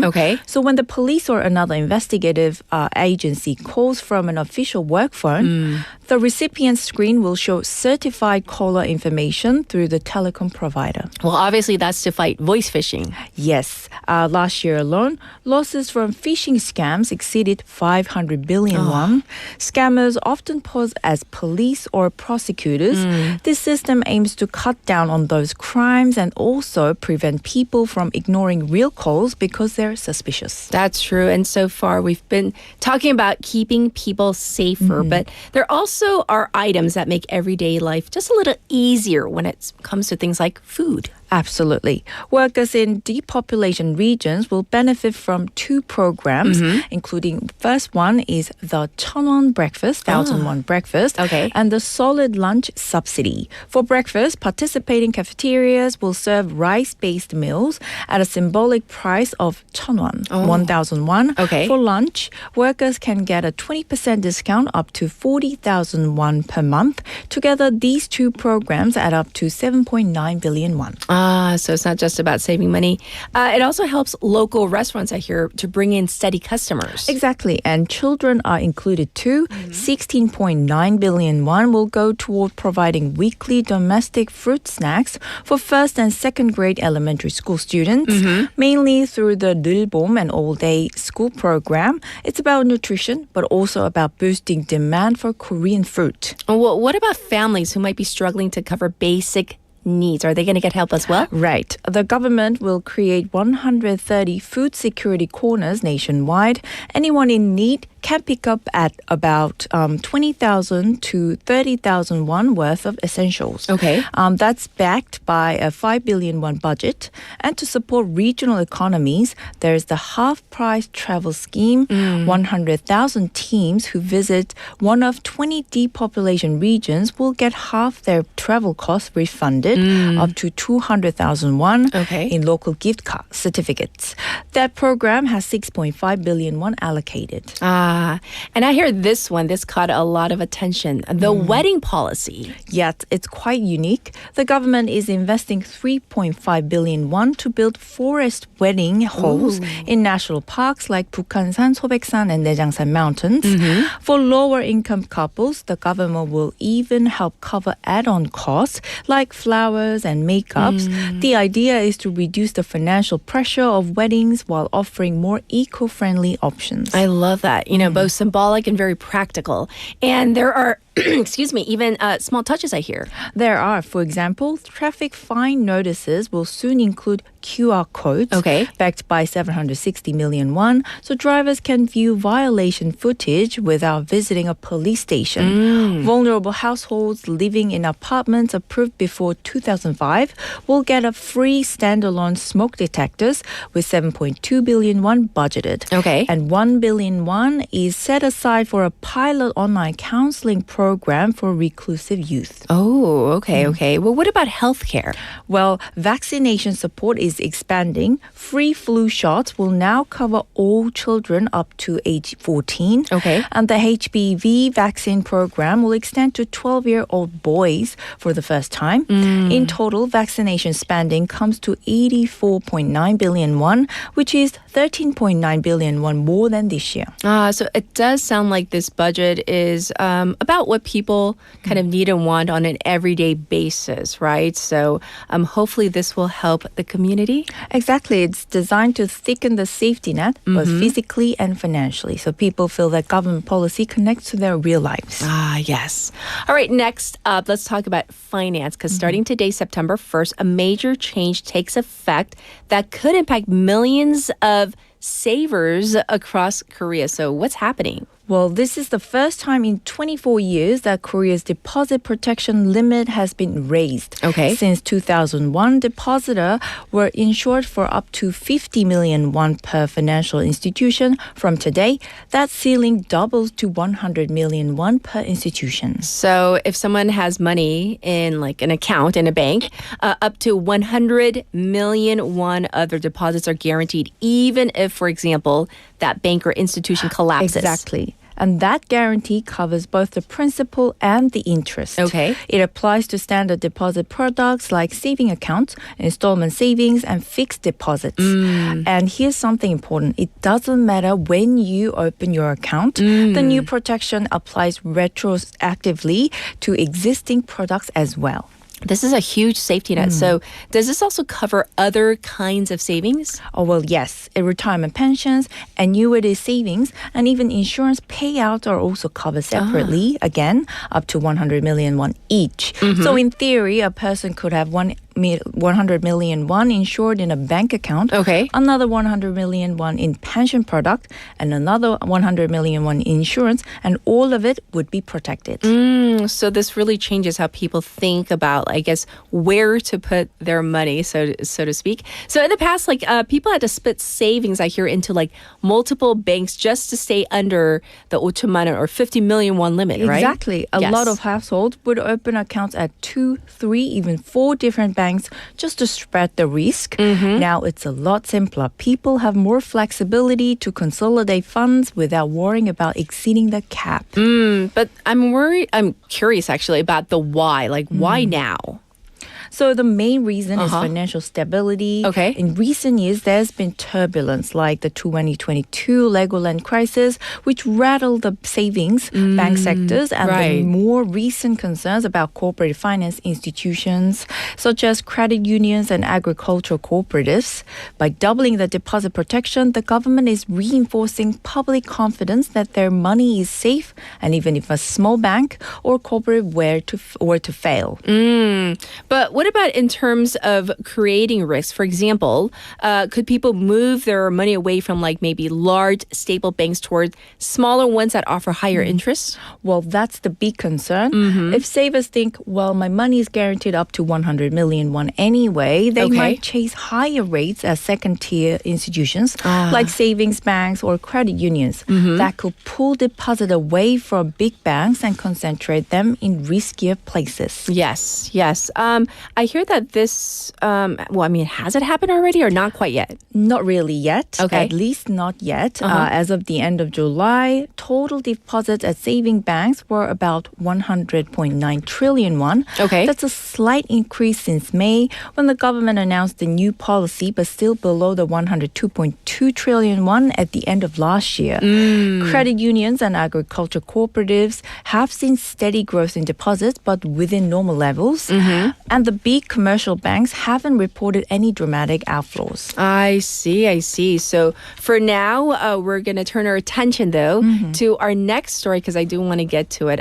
This is a bit of international news, and this is regarding India's Prime Minister, Narendra Modi, who is in China this weekend. And this really comes at a very tense time right now. Well, yes. Just days before his trip, the U.S. slapped 50% tariffs on Indian exports like diamonds and prawns, punishing Delhi for continuing to buy Russian oil. That's a big blow to India's export sector, and it adds to pressure on Modi as he tries to keep growth above 6%. Yes. Meanwhile, China's economy is slowing, and Beijing is also struggling with high U.S. tariffs. That's right. So it seems both leaders have reasons to maybe look for new partners. Exactly. Modi is in China for the Shanghai Cooperation Organization Summit, which also includes Russia, Iran, and Pakistan. Experts say India and China may not resolve their deeper disputes, but they could look for soft wins. For example, restoring direct flights, easing visa restrictions, and or expanding limited trade deals. I see. But, the relationship, it's quite complicated, right? Very. There are long-standing border disputes, including the deadly 2020 Ladakh clashes. India has also banned more than 200 Chinese apps, and there's still mistrust between the two sides. But analysts note that by showing up in Beijing, Modi is signaling to Washington that India has options and that it can work with China if needed. Right. So this summit might be less about maybe like a dramatic breakthrough and more about maybe sending signals. Indeed. Even small steps like easier travel between the two countries or cooperation in supply chains could have ripple effects across Asia. China wants across to India's 1.45 billion consumers, while India wants lower tariffs on imports and investment opportunities. Yes. Together, they could reshape trade flows, although it will take a lot more trust to get there. Yes. So today, to recap, we talked about, Korea's new budget, putting money directly into everyday safety and living costs, and deposit protection, doubling up, giving savers more peace of mind. This is really important to everyday people. And lastly, about how India and China are testing the waters for closer ties in the face of U.S. pressure. That's right. From safer manholes and cheaper lunches to big power diplomacy, these stories remind us that what governments decide can shape our daily lives as well as the global economy. Yes. Well, thank you so much for going over all the news in depth. Wishing you the best, and we'll check in with you real soon. My pleasure. See you next week. Yes. Or the week after. The week after. Well, anyhow, Claire will be back real soon. So thank you, Claire, for news in depth. Well, today it is once again the 1st of September. So for many people out there, especially families, turning over that proverbial page in the calendar, kind of a new season, new semester, wishing you nothing but the best. We're going to end it with this one, 일탈 by Chaorim. Have a good one, everybody. Bye-bye.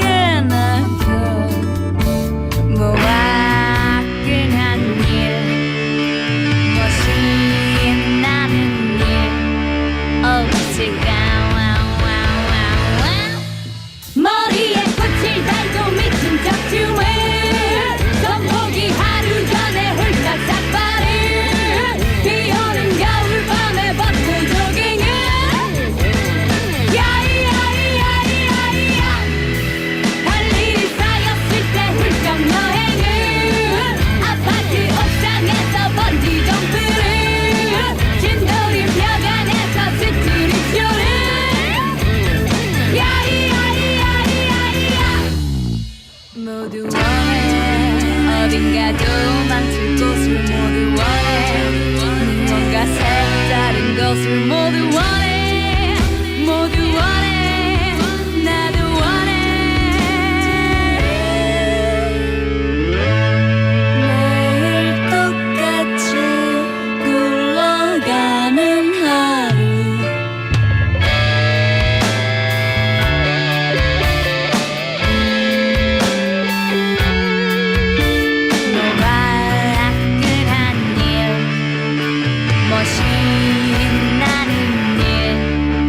hope to get